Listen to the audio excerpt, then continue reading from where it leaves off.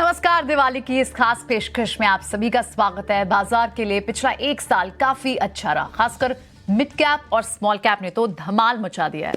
कई शेयरों ने दोगुने से भी ज्यादा रिटर्न दिए हैं। लेकिन अब इन शेयरों में क्या करें, क्या रणनीति अपनानी चाहिए, क्या आपकी स्ट्रैटेजी होनी चाहिए अभी होल्ड करने की या फिर एक बार के लिए प्रॉफिट बुक करने की? अगले एक साल में भी क्या ये शेयर इतना दम रखते हैं कि इसी तरह का रिटर्न दे पाए? इन शेयरों में क्या प्रॉफिट बुकिंग देखने को मिल सकती है? इसी पर लेकर आए ये खास शो, खास पेशकश, धमाका या धड़ाम।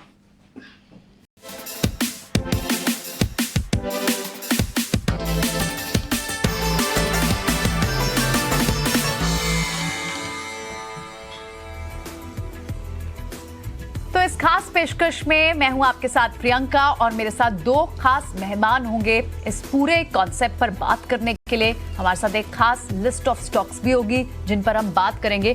मेरे साथ इस वक्त अहमदाबाद से ट्रेकॉम ब्रोकिंग के पार्थिव शाह जुड़ गए हैं, उनसे बात करते हैं। और थोड़ी देर में हमारे साथ वेंचुरा सिक्योरिटीज के विनीत बोलंजकर भी होंगे। पार्थिव, बहुत बहुत शुभकामनाएं पहले तो आपको दिवाली की, धनतेरस की। खूब धन भर से सुख समृद्धि आपके घर आए और ऐसे ही आप हमारे व्यूअर्स का मार्गदर्शन करते रहे।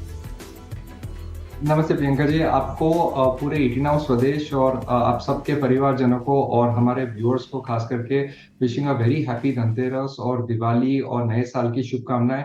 और बस यही उम्मीद है कि जिस तरह से इंडिया एक बड़ी ग्रोथ स्टोरी रही है, आगे जाते भी ऐसा ही होगा और हमारे इंडियंस डेफिनेटली बहुत अच्छा दमदार रिटर्न हमारे स्टॉक मार्केट से कमाए, यही प्रार्थना हमेशा रहती है।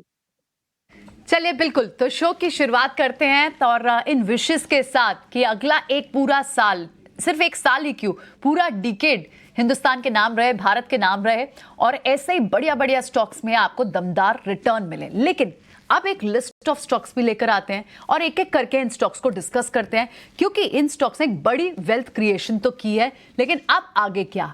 लेकिन इस बीच मेरे साथ अब स्टूडियो में विनीत बोलंजकर भी आ गए हैं। विनीत, बहुत बहुत स्वागत है आपका। हम इंतजार कर रहे थे। आपको दिवाली की, धनतेरस की ढेरों शुभकामनाएं। आपके और आपके सारे व्यूअर्स को भी बहुत बहुत शुभकामनाएं। चलिए बिल्कुल, फिर शुरुआत करते हैं। पहला जो स्टॉक हम यहाँ डिस्कस करना चाहेंगे वो है IRFC, क्योंकि विनीत आप देखिए ना, IRFC हालांकि IPO के बाद से ही, जब से ये लिस्ट हुआ, इस स्टॉक ने क्या तेजी पकड़ी। 100 से ज्यादा % रिटर्न हमें IRFC में देखने को मिल चुका है। लेकिन आप ये जो 1 ईयर फॉरवर्ड रिटर्न देखने की बात हो रही है, उसकी बात हो रही है कि थोड़ा शायद स्टॉक्स यहाँ से स्लो डाउन कर सकता है और शायद दबाव में भी आ सकता है। IRFC को लेकर आते हैं। देखिए, पिछले एक साल में 200% तक की तेजी ये स्टॉक कर चुका है। अब इसके लिए आगे क्या अनुमान हो चाहिए? 1 ईयर फॉरवर्ड एक एस्टिमेशन भी है हमारे पास। ये देखें, अगर आप देखोगे तो IRFC undoubtedly very strong business, very and with a dedicated railway का प्रोग्राम है। लेकिन आप देखेंगे ना, स्टॉक बहुत बहुत तेजी से बहुत जल्दी बढ़ गया है। करेक्ट। तो हमें लगता है कि दो ढाई time price to book forward ये स्टॉक इतना डिजर्व नहीं करता है और हमें लगता है कि ये इसमें थोड़ा सा सेलिंग आया जा सकता है and the stock could possibly come down to 60 odd levels. Okay, तो यानी आप यहाँ से फिर थोड़ी बहुत प्रॉफिट बुकिंग की सलाह दे रहे हैं जिनके पास होल्ड है ये? डेफिनेटली। ओके, ठीक है। तो यहाँ पर यानी पहला जो स्टॉक IRFC है, उस पर विनीत तो प्रॉफिट बुकिंग की सलाह दे रहे हैं। आपने जो मुनाफा कमाया है इस पूरे एक पिछले साल में, अब थोड़ा सा यहाँ पर मुनाफा बांध भी लीजिए। एक बार पार्थिव की भी राय इसी स्टॉक पे ले लेते हैं। पार्थिव, आपका व्यू क्या बनता है IRFC पे? जी डेफिनेटली मैं फुल्ली विनीत जी की थीसिस से अग्री करता हूँ, बिकॉज जनरली आप हिस्टोरिकली देखेंगे तो गवर्नमेंट रन एनबीएफसी या गवर्नमेंट रन फाइनेंस जो कंपनीज है वो बहुत रेयरली 2 के ट्रेल मल्टीपल पे in terms of price to book पे कोट होती है। नॉट ओनली दैट, मुझे याद है जब इसका आईपीओ आया था, काफी टेपिड रिस्पॉन्स था इनिशियली और उस टाइम पे स्टॉक करीबन 0.9 के प्राइस टू बुक मल्टीपल पे था। फिर ज्यादा डी रेट हुआ था, 26 रुपए का लेवल आया था जब डिविडेंड यील्ड ऑलमोस्ट 8.5% था और उस टाइम पे price to book had almost gone down to 0.7। तो जनरली हिस्टोरिकली हमने देखा है कि पीएसयू लेंडर्स अगर बहुत ही डिस्ट्रेस वैल्यू में कोट करते हैं, जैसे कि 0.5 0.7 के प्राइस टू बुक, और आगे जाते ग्रोथ की अगर उम्मीद रहती है, तभी यहाँ से अच्छे रिटर्न्स बनते हैं और वैसा ही हमने सिनेरियो आईआरएफसी में देखा। दूसरी बात, गवर्नमेंट पीएसयूज इस तरह के, आई थिंक एक चीज समझनी जरूरी है कि लो फ्लोट पे काफी बढ़ते हैं और जब लो फ्लोट की खेल होती है तो जब सेलिंग आती है तब सिमिलरली हम देखते हैं वेल्थ डिस्ट्रक्शन भी काफी होता है और हमेशा एक ओवरहैंग रहता है इस तरह के जूसी वैल्यूएशंस पे कि government will come on the table और ओएफसी करेंगे तो ओएफएस करते हैं तो उस लिहाज से भी एक रिस्क रहता है तो डेफिनेटली आई एग्री कि यहाँ पे सेल करके प्रॉफिट टेकिंग करना चाहिए। ये ठीक है, ये तो बात हो गई IRFC की। इस पे हमारे एक्सपर्ट्स का व्यू थोड़ा इसी तरह का बन रहा है। पार्थिव भी इसे यहाँ से प्रॉफिट बुक करने की सलाह दे रहे हैं और साथ ही विनीत का भी मानना है कि आप एक बार के लिए निकल जाएं। तो स्टॉक बहुत बड़ी मूव चल चुका है लेकिन थोड़ा सा आप ध्यान रखने की जरूरत है। नेक्स्ट स्टॉक जो है वो पूरा पावर वैल्यू चेन से जुड़ा हुआ है और वो स्टॉक है GE T&D। और इस स्टॉक में भी हमने देखा, इनफैक्ट पार्थिव से ये स्टॉक लेते हैं। पार्थिव, क्योंकि ये जो पूरी की पूरी पावर की जो वैल्यू चेन है इसमें चाहे आपके जनरेशन हो, चाहे डिस्ट्रीब्यूशन हो, चाहे ट्रांसमिशन हो, पंप्स का रोल हो, फाइनेंसेस का रोल हो, जितने भी इंफ्रास्ट्रक्चर का रोल हो, इन स्टॉक्स में अच्छी मूव तो आई है। रैशनल तो अब भी समझ आते हैं कि इस पूरे स्पेस में तेजी का मोमेंटम जारी रह सकता है, लेकिन ये जो बड़ी तेजी एक पिछले साल में आ चुकी है इसको इस वक्त हमारे व्यूअर्स कैसे प्ले आउट करें? क्या एक बार के लिए प्रॉफिट बुक करें या फिर आपको लगता है राइट करें? इसमें कोई दो राय नहीं कि कैपिटल गुड्स और स्पेशली पावर इंफ्रा सेक्टर में बहुत ही अच्छी तेजी रही और तेजी होने का one of the main reasons is the allocation of the government.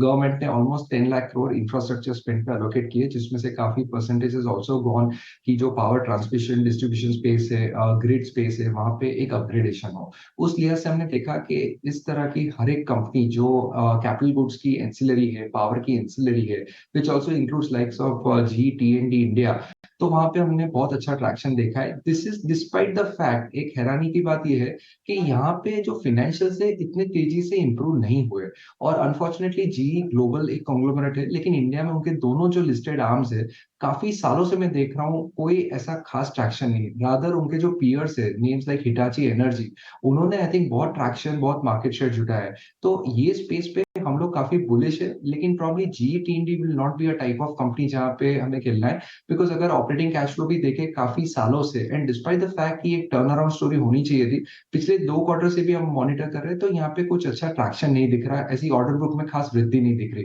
तो अगर सेक्टर तेजी में हो और अगर कंपनी इसको मटेरियलाइज नहीं कर सकती तो आई डाउट कि इन्वेस्टर्स के लिए ज्यादा अच्छे रिटर्न्स बने। काफी रनअप आ चुका है because of the frenzy of the sector, तो यहाँ पे भी मैं सेल की सलाह दूं। ठीक है, तो GE T&D इसमें भी थोड़ा प्रॉफिट बुकिंग करने की सलाह पार्थिव की रहेगी। यही सवाल एक बार विनीत से भी समझ लेते हैं। विनीत, 2 एक्सपर्ट्स की राय मिल जाएगी ना तो व्यूअर्स का कन्विक्शन पक्का हो जाएगा। आप कैसे देख रहे हैं GE T&D को? नहीं, वेरी पॉजिटिव। और इसमें देखिए इनका 4300 करोड़ का ऑर्डर बुक है। इसके अलावा कंपनी जो गवर्नमेंट की ट्रांसमिशन लाइंस के रीवैम्प के लिए 2 लाख करोड़ रुपए का प्रोजेक्ट बनाया है। इसमें 3-4 HDVC प्रोजेक्ट्स भी है which are very high value और इनकी एक्सपर्टीज़ है वो एग्जीक्यूट करने में। तो हमें लगता है कि इनको ऑर्डर बुक आता ही रहेगा, बढ़ता ही रहेगा और ये स्टॉक अच्छी तरह से परफॉर्म करेगा और इस रोबस्ट एनवायरनमेंट की वजह से हमें लगता है कि स्टॉक 650 के आसपास जा सकता है ओवर द नेक्स्ट 1 ईयर।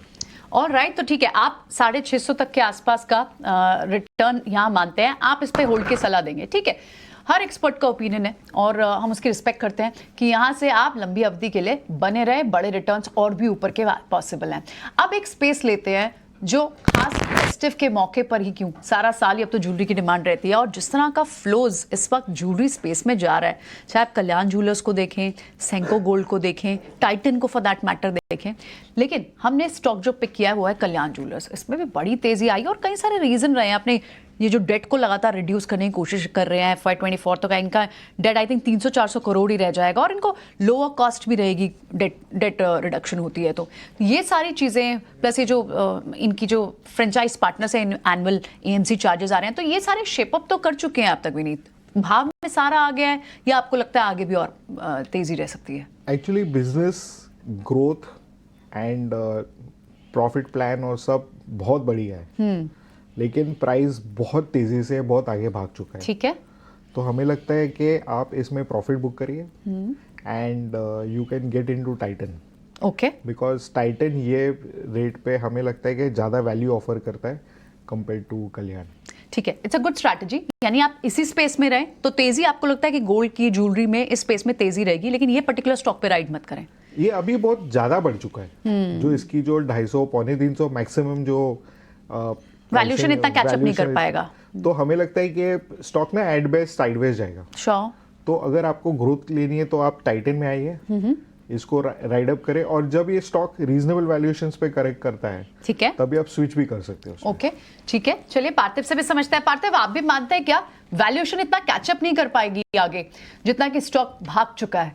आप इसी स्पेस में अगर रहना चाहेंगे तो आपकी पसंद कल्याण होगी या फिर कोई और दूसरा स्टॉक होगा? टाइटन विनीत को तो पसंद आता है।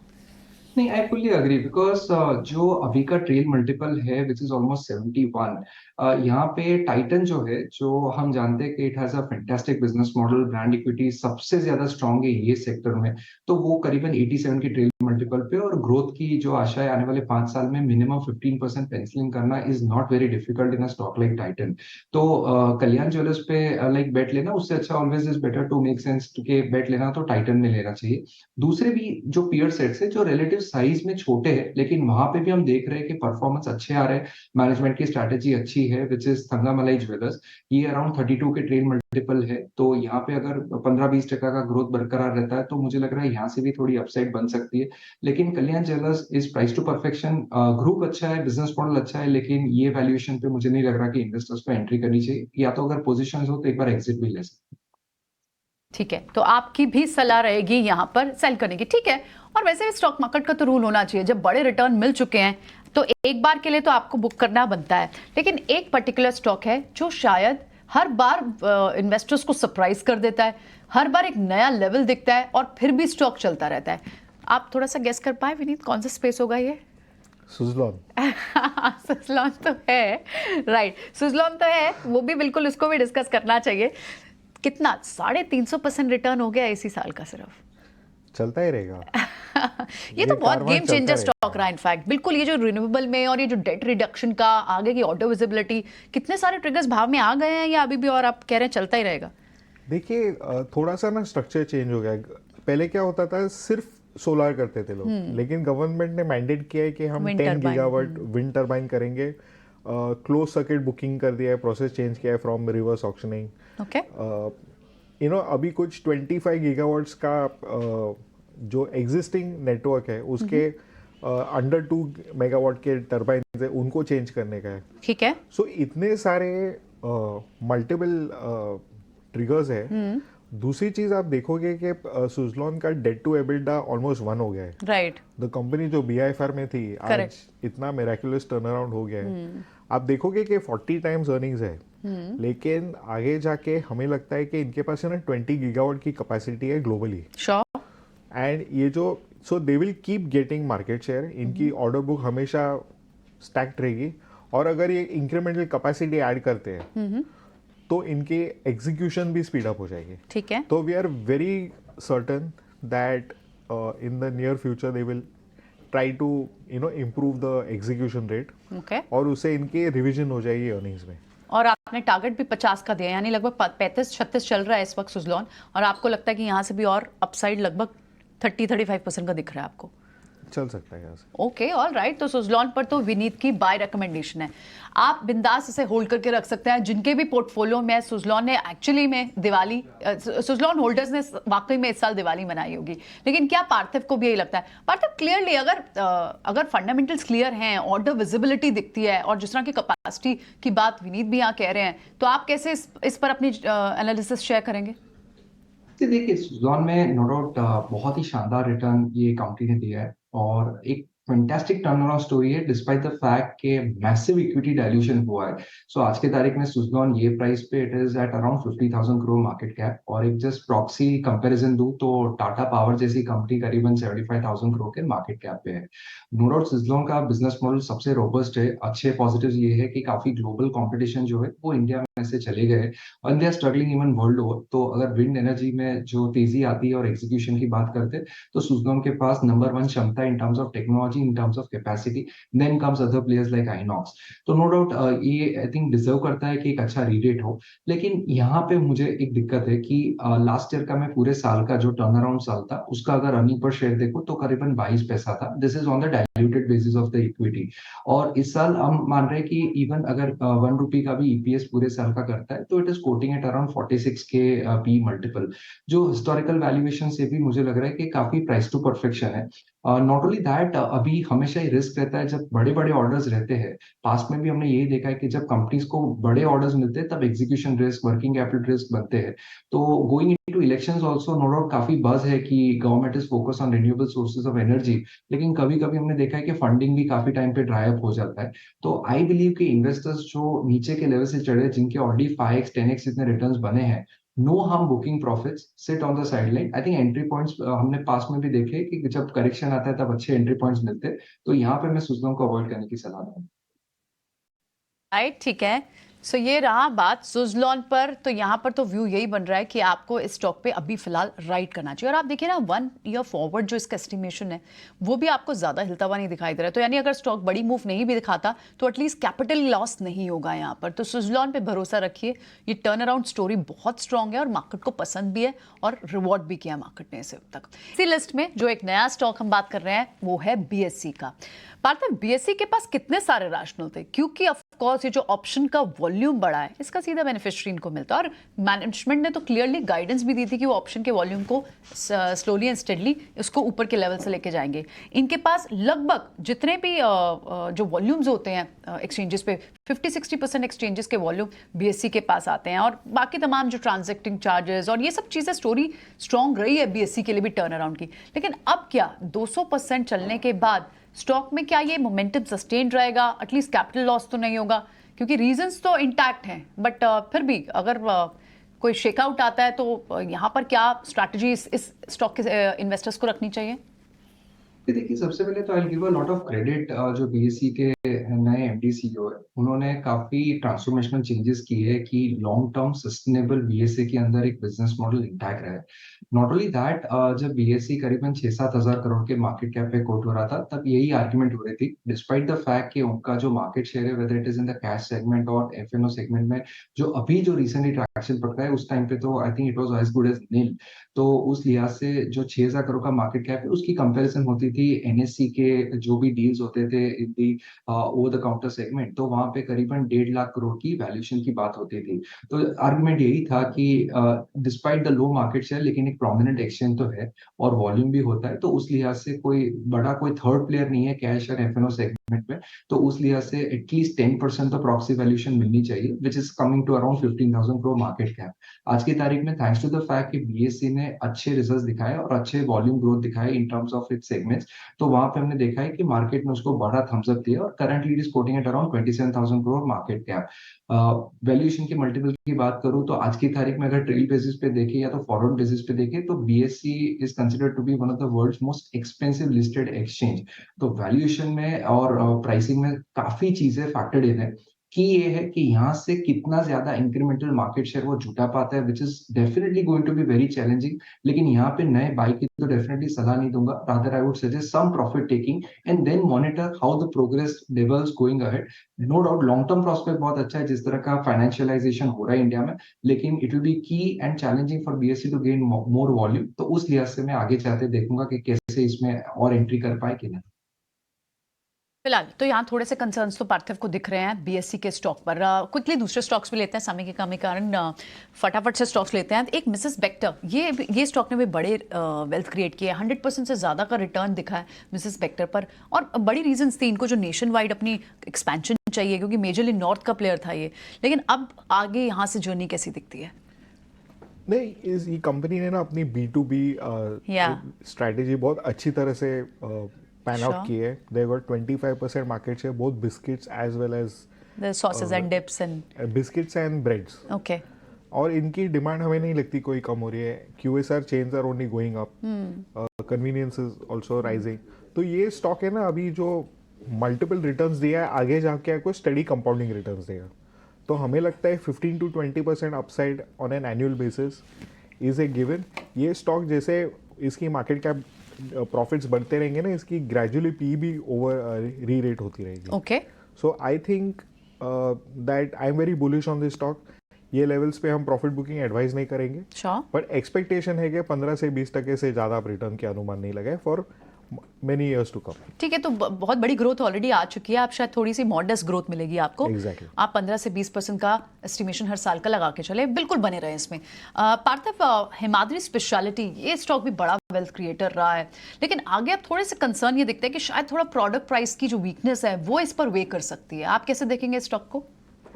No doubt Himadri specially chemical के अंदर ज्यादातर उसका जो बिजनेस वॉल्यूम है और मार्जिन है वो काफी सिक्लिकल इन नेचर है.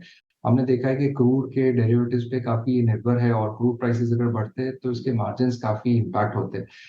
ये कंपनी ने एक डिवर्सिफिकेशन स्ट्रैटेजी अडॉप्ट की है जहाँ पे उन्होंने एनसीएलटी द्वारा they have been successful along with other JV partner for bidding in Birla tyres. तो ये स्ट्रैटेजी कैसे पैन आउट होती है can be very very interesting because company के पास काफी टायर सेगमेंट के लिए एक बैकवर्ड इंटीग्रेशन बिजनेस मॉडल है. बिरला टायर्स की brand equity value reasonably strong है, तो अगर यहाँ पे अच्छा टर्न अराउंड कर सकते हैं तो शेयर होल्डर्स के लिए वैल्यू ऐड कर पाएंगे. तो यहाँ पे मैं नई एंट्री तो नहीं सजेस्ट करूंगा, लेकिन existing share holders can hold on to this stock for longer terms. आप होल्ड की सलाह देंगे हिमाद्री स्पेशलिटी पर? क्योंकि हमने देखा विनीत, लार्ज कैप आईटी तो नहीं चले पर मिड कैप आईटी के कुछ स्टॉक्स बेहद चले. बिरला सॉफ्ट भी वन ऑफ दम, इस स्टॉक ने भी बड़ी वेल्थ क्रिएट की और मिड कैप आईटी के चल रहे हैं. क्या ये इसी तरह पेस में रहेंगे? बिरला सॉफ्ट पर क्या व्यू है? बिरला सॉफ्ट में ना बहुत सारे चेंजेस आ रहे हैं. जैसे एक न्यू सीईओ आए हैं और उन्होंने एक CEO for delivery, CEO for near term growth, CEO for long term growth appoint किए हैं. तो इनका फोकस प्योरली ग्रोथ पे एंड इनका जो experience as a collective team इनको काफ़ी अच्छी मार्केट शेयर गेन्स करने को देगा. हालांकि इनका अभी 85% मार्केट शेयर यूएस में है, but they are also diversifying across Europe. तो हमें लगता है कि इनको अपॉर्चुनिटी देनी चाहिए. और हमें लगता है कि ये स्टॉक काफ़ी अच्छा परफॉर्म कर सकता है. 16-17% की मार्केट कैप ग्रोथ, 16-17% का एबिटा मार्जिन बहुत अचीवेबल और डिलीवरेबल है. ठीक है, तो यानी होल्ड करके रख सकते हैं स्टॉक को भी. ठीक है, एक लास्ट स्टॉक क्विकली, सूर्या रोशनी. ये बड़े कंसोलिडेशन के बाद अब जब चलना शुरू हुआ है सूर्या रोशनी, इस पर आपका क्या व्यू रहेगा पार्थिव? हम लोग होल्ड की सलाह देंगे बिकॉज इंफ्रा स्पेंड काफी स्ट्रांग है और आगे जाते बढ़ने वाला है. और सूर्य रोशनी के पास जो प्रोडक्ट्स है EWR जो GI पाइप्स है वहां पे वो 60% मार्केट लीडर्स है और एक्सपोर्ट में भी काफी दमदार शेयर है. तो यहाँ पे मुझे लग रहा है कि वॉल्यूम ग्रोथ अच्छा रहेगा, मार्जिन रीजनेबल रहेंगे. तो 14 के ट्रेल मल्टीपल है, तो मुझे लग रहा है कि वैल्यूएशंस भी रीजनेबल है, तो ये होल्ड की सलाह. ऑलराइट, तो आप सूर्य रोशनी पर भी होल्ड की सलाह देते हैं. तो एक्चुअली हमारी रिसर्च टीम ने जो स्टॉक्स आपके लिए निकाले वो धमाकेदार तो थे ही, लेकिन धड़ाम बहुत कम होने वाले हैं. धड़ाम के सिर्फ 2 ही स्टॉक्स जो मुझे याद है, हमारे दोनों एक्सपर्ट्स ने बताया, वो एक IRFC था और GE T&D और तीसरा कल्याण. इन 3 पर फिर भी आपने एक बार के लिए एग्जिट करने की सलाह दी है, लेकिन उसके अलावा आप स्टॉक्स चाहे BSC की बात करें, सूर्य रोशनी की बात कर लें, बिरला सॉफ्ट की बात करें, सुजलॉन की बात करें, मिसेस बेक्टर और हिमाद्री स्पेशलिटी को भी होल्ड करने की सलाह दी है पार्थिव ने. तो इस खास शो में कोशिश यही थी कि हमारे व्यूअर्स, हमारे इन्वेस्टर्स जिन्होंने पैसा बनाया है उनका कैपिटल लॉस ना हो. तो अच्छे स्टॉक सिलेक्शन की कोशिश हमने इस पूरे शो में की थी और राय भी आपके सामने आ गई है. बहुत बहुत शुक्रिया दोनों एक्सपर्ट्स का. पार्थिव, आपका भी बहुत बहुत शुक्रिया. विनीत इतनी दूर से हमारे स्टूडियो आज स्पेशली आए, बहुत बहुत शुक्रिया. पार्थिव अहमदाबाद होते हैं, नहीं तो उन्हें भी ज़रूर बुलाते. आप दोनों ने समय निकाला और इस खास शो में कॉन्ट्रीब्यूट किया, बहुत बहुत शुक्रिया आपका. और इसी तरह से व्यूअर्स के लिए सिर्फ यही विश कि धन की वर्षा उनके पोर्टफोलियो में बनी रहे. धनतेरस की, दिवाली की हमारे सभी व्यूअर्स को ढेरों शुभकामनाएं.